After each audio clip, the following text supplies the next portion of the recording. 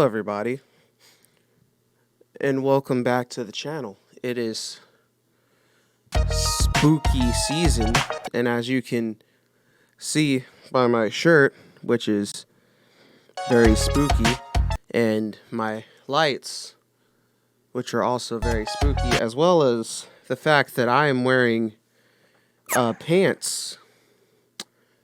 This is a very unusual time, but the scariest part of all this is the upload time.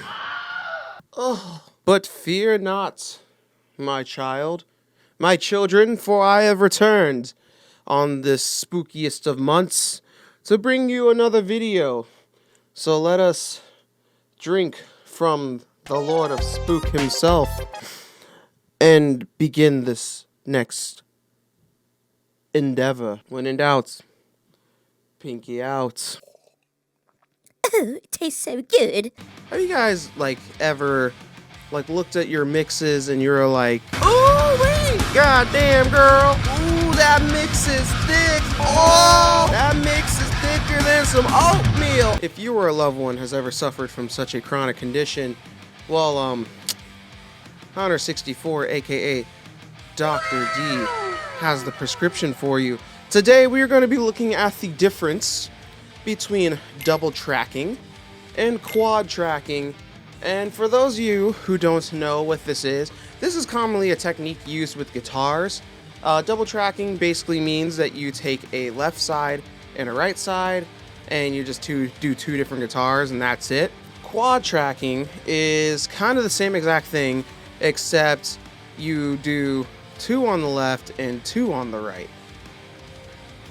Hence why it's called quad track. There's 4 tracks. Let us dive into a project and begin this magical adventure. When you do double tracking, you can do the same guitar part but panned left and panned right, which can work, but you can also at the same time do 2 different parts panned at the same, or panned on the opposite sides.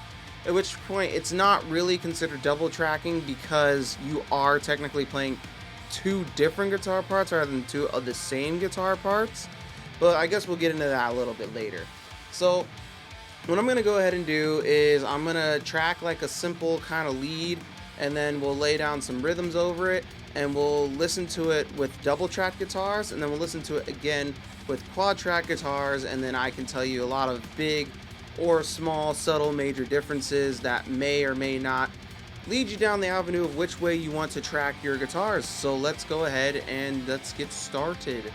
I just realized that I need to make drums, so I'm gonna make drums real quick, so fast you won't even know what hit you. Oh boy, they'll be like, oh, these boys Sonic speed.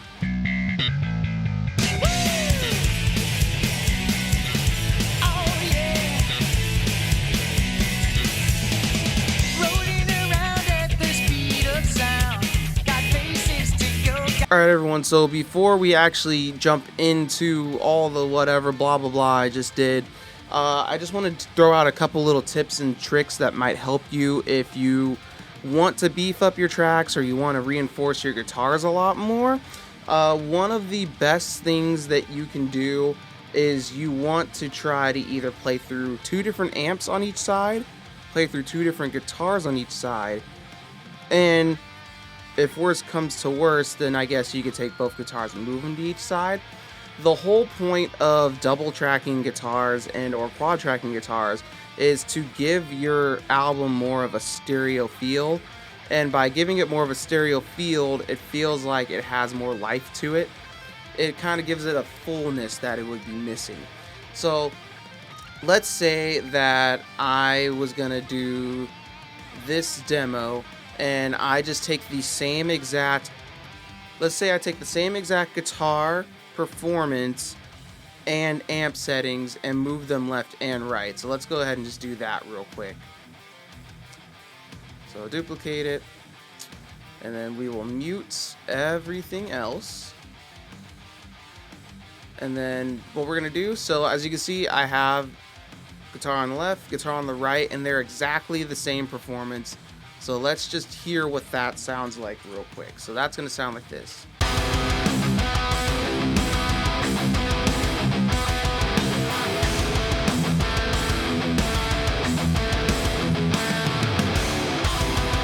So you see how even though they're both panned hard left and hard right, it kind of sounds like the guitar is more up the center. That's because you're having phase cancellation, because I'm taking the same exact performance and just panning them to the sides. A lot of the frequencies, usually in the higher and the lower end, are going to start canceling each other out because the phase is ever so slightly shifting because of the distortion in the way that it's acting. Now let's do the same exact thing, except this time what we are going to do is we are actually just going to take the guitar left that I recorded and the guitar right that I recorded. So for this one, guitar left is me playing it with a different guitar and a different amp setting. Guitar right is me playing it again, so two different performances, another guitar, not the same one as guitar left, and a different amp setting than guitar left as well. And let's hear how different it feels between those two. So this is with the two different takes.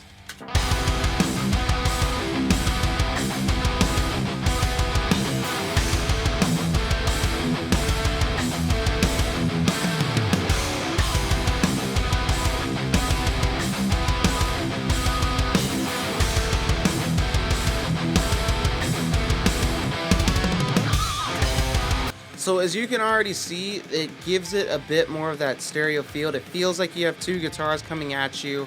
It kind of makes the mix feel a lot fuller. Of course, when you are working with double track guitars, you do want to have a bit more boost to them because they are just going by themselves.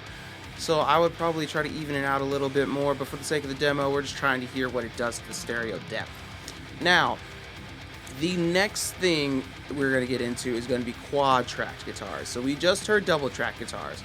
Quad track guitars are double track guitars, but then you double it again. I know, it sounds a little weird. So the main way people double track or quad track guitars, is you have one guitar on the left and one guitar on the right. Same exact thing I explained before, two different performances, two different guitars, two different amp settings. Now you do the same exact thing, except the only thing that you're changing in this version of quad tracking is that you're changing the performance. So guitar left, right? The original one has me playing one thing, guitar one thing, amp one thing. Now this next one, which is called double L, is the same guitar, same amp settings, but I'm playing it again.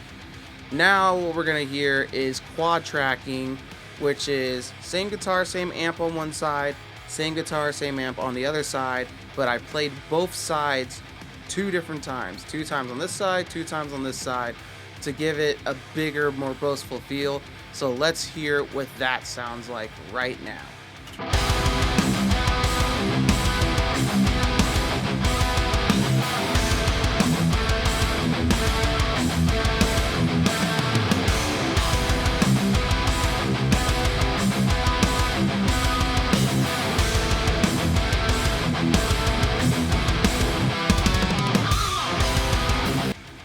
And so that would be what quad tracking would sound like in kind of the more basic setting. Of course, you can take this one step further and do a more advanced setting, which I actually recorded for you guys. So I guess that would be considered bonus recording. Yay, bonus tracking, yay! So what I did was you have guitar left, which is one guitar, one amp, guitar right, one guitar, one amp. Now what we did in this one, which is our alting, what we did was I took guitar, let's just call it guitar L, and I recorded guitar L through guitar R's amp setting, right? And then I recorded guitar R through guitar L's amp setting, and then I panned them to the side. So you're still getting the same amp settings on this side that you would on this side. So guitar L amp setting and guitar R amp setting, still the same amp, two different guitars. This side, you have guitar R amp setting, guitar R amp setting, but two different guitars as well. So what we're doing is we are switching guitars and switching performances, but we are not switching amps. The reason why you don't want to switch amps is because you still want to maintain that sense of a stereo left and a stereo right guitar. Of course, you can blend the amps if you want to. I just chose not to because I like feeling like this guitar on the right and this guitar on the left are very distinct from each other. And the most characteristic way of determining that is through your amp settings. So let's actually hear what that sounds like, and that will sound like this.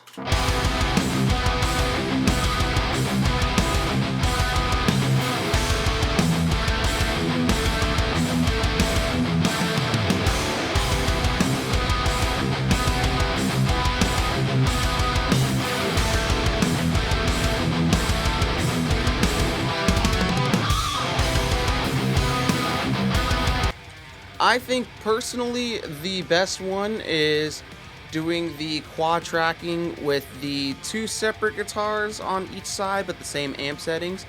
But that's just me personally. You guys let me know what you guys think. Do you think that double tracking's the way? Quad tracking's the way? Blah blah blah blah blah. A couple pros and cons to double tracking versus quad tracking. Of course, with double tracking, it is faster. The thing about double tracking is you really only need two guitars, two amp settings. Really, if you want the most maximum effectiveness out of your double tracking, two guitars, two amp settings, you're good to go. Of course, it also, if you do have a band that has two guitar players, that also makes it easier because then you have the one guitar, which one guitarist will play, the other guitar, the other guitarist will play. And likewise, if you have one guitarist who is better at rhythms or another guitarist who's better at leads, you can have the one guitarist record both parts and he can lock in with himself, but you would still make it sound like a stereo file and it would feel like two different people playing just by changing the guitar and the amp settings.